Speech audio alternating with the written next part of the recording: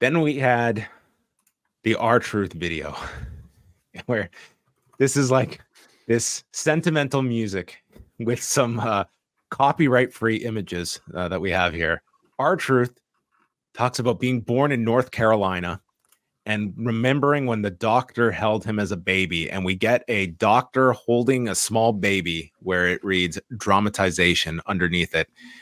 He knew from that moment that one day he would be part of the Judgment Day. And we get shots of the Judgment Day as he states, we've been through a lot together. We're a family. And they show him like photoshopped into all these like various photos where the Judgment Day are posing on Abbey Road, where R-Truth is inserted into all of these photos. I mean, even green screened in footage. Oh, these are just tremendous. Then we have like a family photo of them. And then the best is he's on the cover of the Judgment Day VHS, which I was hoping he was going to mention. Occurred 3 weeks after WWF Breakdown in Hamilton, Ontario, which will be reviewed this Thursday on Rewind Away in the after the ending to the main event. And then he stated that Judgment Day, their motto is live, laugh, and love. And this was my favorite R-Truth segment I have ever seen this man do. And he has had some entertaining segments. I thought this was the best. It was punctuated by the fact that they cut to the Judgment Day. And part of me really wants to believe that they were watching this for the first time and told to react naturally to the video because Damian Priest was about to break on live television. I couldn't imagine that they actually saw it, because I think they would have broken. Like I think all the members would have broken if they actually saw it. This was very funny. It was very well done. You didn't even mention, John, Tom and Nick Mysterio. Oh, dude, he mentions his family, even Tom and Nick Mysterio. And who was the one he never met? It was even though I never met Tom, but Tom's his brother. He never met Nick. I guess he didn't meet Nick. He thinks this dude's name is Tom. Nick Mysterio was the best, dude. Like the this is a T-shirt. This Live, Laugh, Love. They should make that with the names and add and Tom and Nick on it for the R-Truth shirt. Like you've already got the name shirt. Just add 2 more to it. I mean, dude, R-Truth has now officially become like this. He has gotten so over in this Judgment Day story that.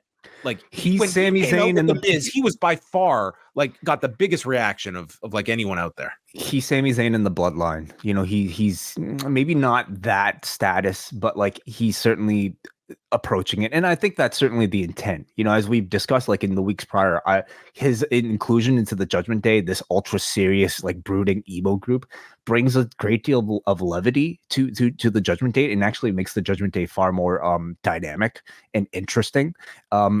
Especially because he presents a path towards a babyface turn for any member in the group. And we're probably thinking Damian Priest at this point.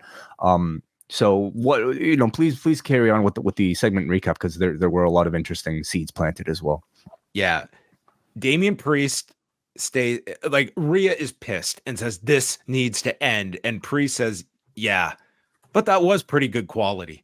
And Priest says, when it comes time, I'll handle R-Truth. And yes, I think to that point, this is Damian Priest's like we talked about at some point, like he finally stands up for JD McDonough. I think that train has left the station. And now you have like by far the most sympathetic figure of this group is R-Truth. And that is Damian Priest's bridge to leaving this group and standing up for R-Truth at the end of this, that the audience will just embrace.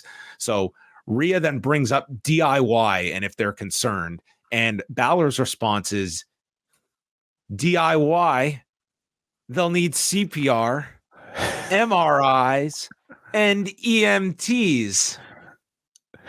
See, the comedy was all reserved for R-Truth's video package, and no one was left to work with Balor for this comeback.